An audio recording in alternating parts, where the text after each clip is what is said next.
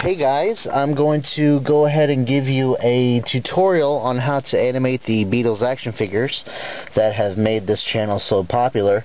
I know this video is extremely long overdue. I've promised so many of you and so long ago that I would make one of these since several of you people have asked, but I apologize for taking so long, but I've never really had the time or the knowledge to go ahead and do something like this until today. So I'm going to go ahead and show you some techniques here if you guys ever feel like making some of your own old school animations of your own. And yes, you're viewing the Yellow Submarine movie, which was immediately banned or taken off YouTube by the powers that be. I think it's the people that own the rights to the Yellow Submarine. Yeah, so I had it posted, and within maybe an hour's time I got a notice basically stating that there was a copyright issue, and it was, again, just like the old version of my Yellow Submarine video, it was banned in over 200 countries, and the only 2 countries that can view it are places that I am not at all familiar with, and I can't remember them right now. But yeah, this is my new Yellow Submarine video. I'm not going to put the sound on there because I'll probably get in trouble for it again. And I want to avoid any problems with YouTube and copyright owners and stuff like that. Even though all the other videos are copyrighted Beatles songs, pretty much. Thank goodness I haven't gotten in trouble for it yet. Knock on wood. But yeah, so moving on. First of all, what I use currently are several programs. We've got Windows Movie Maker, which I know is primitive compared to iMovie or, you know, a lot of other programs that are out there for video editing. But I also use Sony Vegas Studio software, which is great. I like it a lot, but it doesn't do exactly everything I want Movie Maker to do, but then again, Movie Maker doesn't do half as much as what I want Sony Vegas Studios to do. The other program that I use is Photo Deluxe, which I got as a free program when I bought a printer. And it pretty much is my best friend. I've used it for pretty much everything you've seen on this channel. This is still a program that you can download, but I don't know if it'll work on Windows 7 and 8. In fact, I'm pretty sure, because I think I got it back in 2004. So it's a bit primitive now, but it's definitely good at what I need it to do. But go ahead and you know, use your photo editing software program. I'm sure it'll work the same way. But we're going to go ahead and show you how to animate the mouths and even do a little eye blinking here. And what we're going to do first, we're going to open a picture I already cropped out a picture of George Harrison's head, and then I took out the mouth. Now, a lot of people say, you know, how do you move the mouths? Well, believe it or not, I take pictures. Well, I don't take really any pictures, but I grab stills of the Beatles action figures, and I crop everything out except for their mouths. And once I have the 4 mouths, you know, of each Beatle taken out, then I manipulate them to form different mouth shapes to correspond with different sounds that are pronounced as we speak.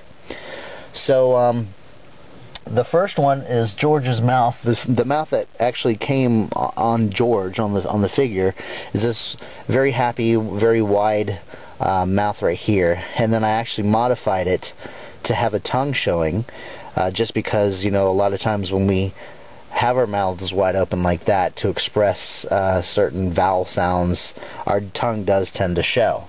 So I did that, and then there's a couple other, you know, as you can see right here, there's several other different shapes here ready for me to just add right onto the face. The other thing is, for whatever reason, I still will draw in the O and U mouth. Basically, it's just a a dot.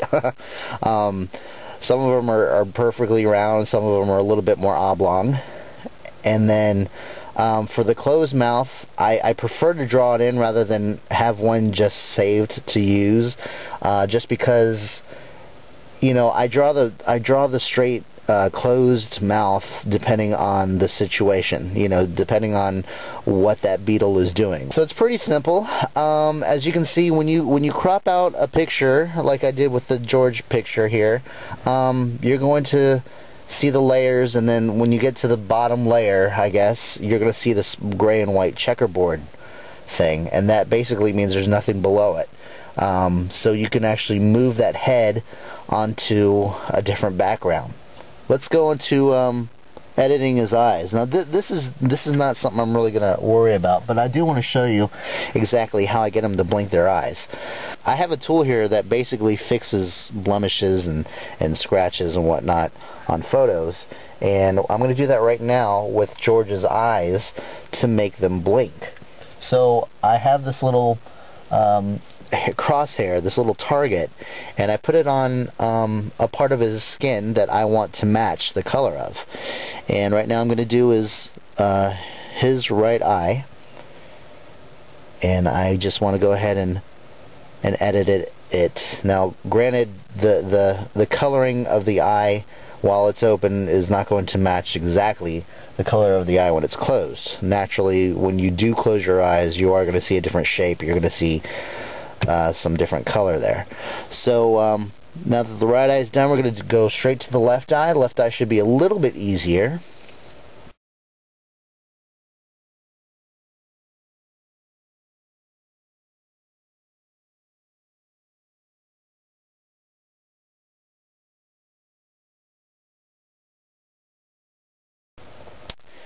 And there we go. And of course, you know, he's right now he's eyeless. He has no eyes whatsoever. Everything is completely flesh tone.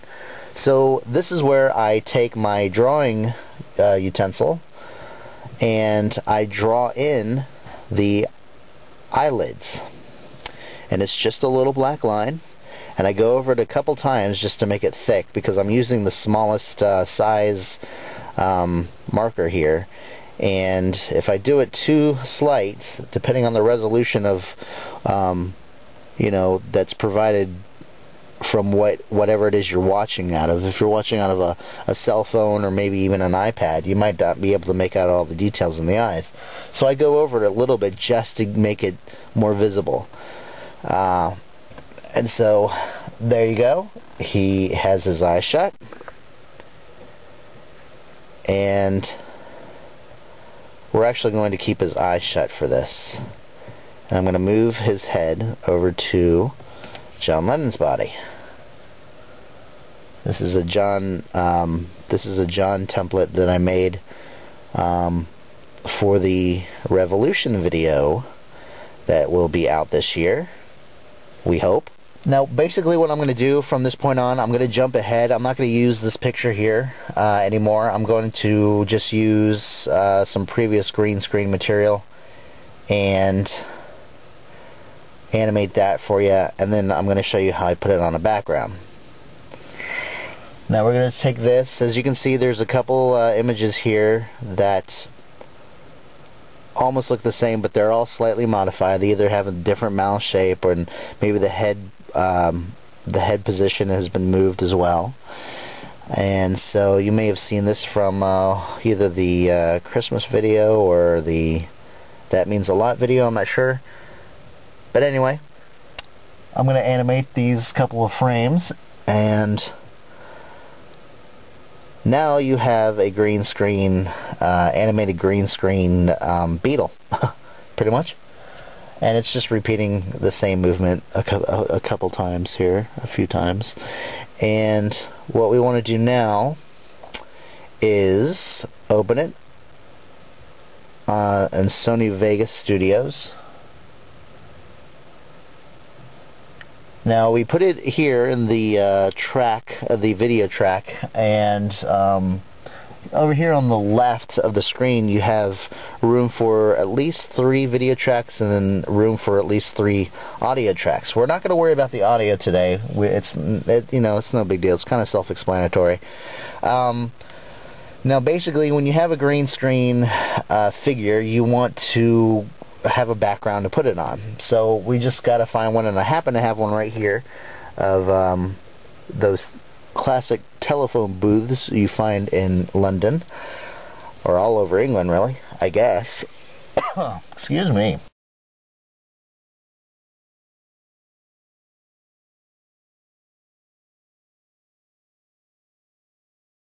And so then I go into this little feature here, which provides me with a whole bunch of tools, video editing tools, and we're going to go to chroma key,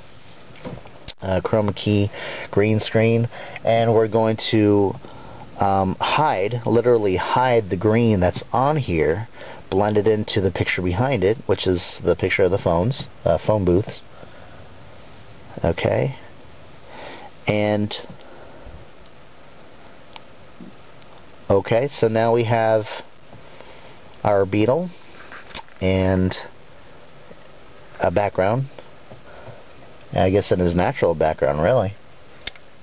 And so then we just play it. And as you can see, he is doing his thing like he's actually there, like I actually animated him there. And that's how you do it. So I finalize it finally, and it saves it in either an AVI format or WMV, Windows Media Video format. And then what I normally do, just because it's easier to use, is that I finalize all of the videos. I put them all together back in Windows Movie Maker, and then I save it. I finalize it one more time, and then voila, I change the resolution. I usually try to save it in high definition, or high quality at least, and post it on YouTube. And that is pretty much how I do it. Alright, if you guys have any questions, just leave a comment down at the bottom, or private message me, it doesn't matter. I try to get back to you guys as soon as I can. I'm sure there's still a lot of unanswered questions, but that's okay. This is my first spoken tutorial, where I was able to actually show you the tools that I use. But go ahead and let me know if you guys need any help or any more tips, and I'll be more than happy to provide them. Thanks.